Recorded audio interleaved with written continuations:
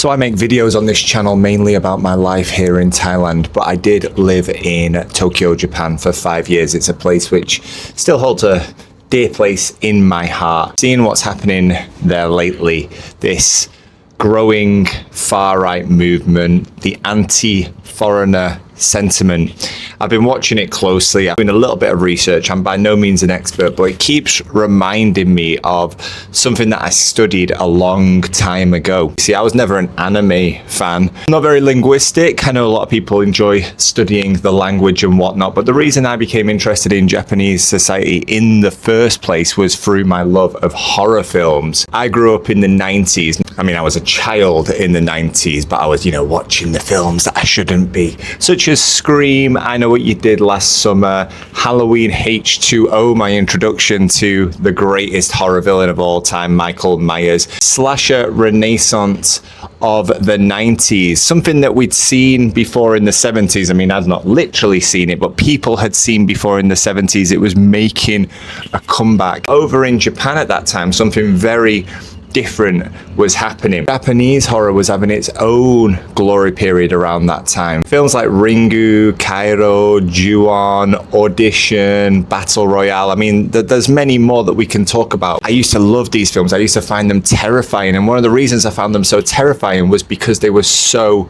different. Now, don't get me wrong, Michael Myers was scary. Ghostface was scary when I was a kid, but there was something very unnerving about women and children being the antagonists. It was only as I got older and I started to study film and look at it more analytically that I started to think, why was that? Why were Japanese filmmakers using children and women to scare people at a time when American filmmakers were using, men, usually masked, big, strong, intimidating? It's like the complete opposite, yet to me, it was more scary. And when you look deeper into the context of those films, the themes of those films, they're all rooted in social anxiety. Some of the directors have actually spoken about the themes they explored, and some of them are more presumed, some of them are inferred. If we look at something like Audition, absolutely beautiful woman, Asami. This is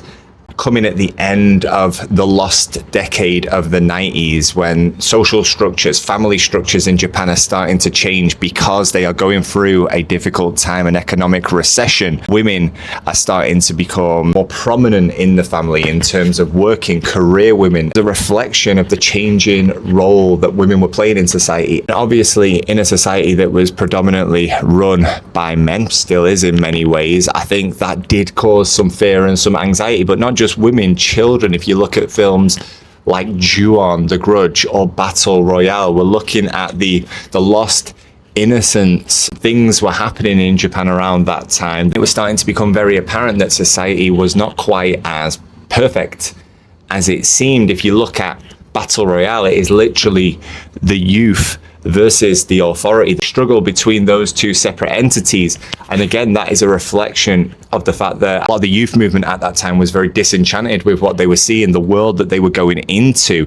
Obviously 10, 15, 20 years earlier, during Japan's boom, there was stability, there was sort of a guarantee of a certain level of life. But Japan was very different at that time, and the youth were going into a very different workforce. It wasn't just a dynamic between people, it was also the growing influence of technology. If we look at Ringu, the famous videotape, 7 days, 7 days, I think it's been discussed by the director that this was an exploration of the fear of the subliminal messages that were being put out there in the media at that time. Who could you really trust? Could you fully trust what you were being presented to in the TV? Now, nowadays, we second guess everything because of the society we live in, but 25, 30 years ago, this would have been a very new concept, as would have been the internet. Kairo, exploration of loneliness, of isolation in this new technologically developing world. These films always fascinated me back then. They were touching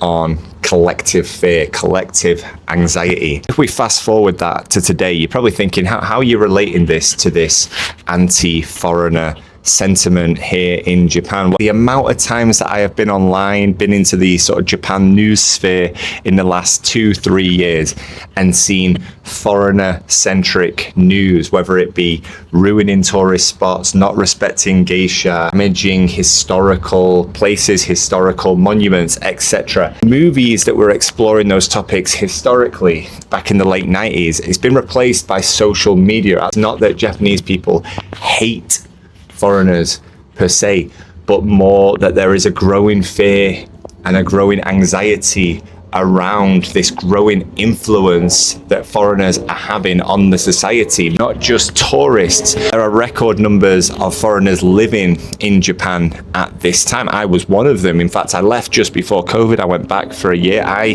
have been in and out of Japan myself. The most homogenous societies in the world. The growing influence and the growing number of foreigners. I think people are experiencing fear in the sense of, is their culture, their history, their population, is it going to be diluted by foreigners? Now, coming from the UK, that idea seems kind of, a little bit dramatic, because the UK has been a very mixed culture for a long time now. Japan has avoided that for so long. It has maintained who it is. It's one of the reasons why it's so popular now amongst tourists, because it is literally in certain places like going back in time. But this isn't just the last 5 years, the tourism boom we're talking about. This is all deeper than that.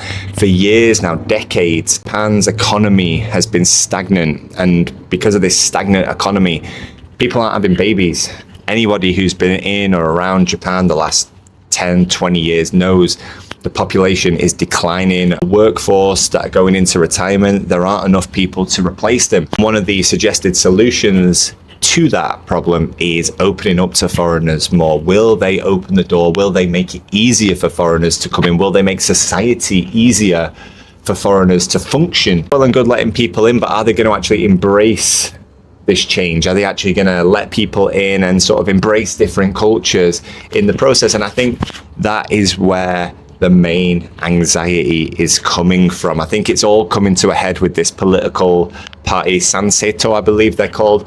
I think they are literally touching a nerve, fanning a fire that has been there for a long time. The fear that Japan is disappearing and a huge change needs to occur in order for it to survive, combined with this continuous social media bombardment of negativity regarding foreigners. Not about the individual, it's about the collective idea of what letting more foreigners into the country is going to do. I think this political party has sensed anxiety, it's sensed fear, and it is playing on that. Filmmakers of the late 90s played on certain societal anxieties, societal fears when they were making their films, exploring those topics and sort of presenting them through the form of horror. During my 5 years there, I never experienced any direct racism, any anti-foreigner sentiment. I never felt truly uncomfortable. There were certain things which were difficult. There were certain things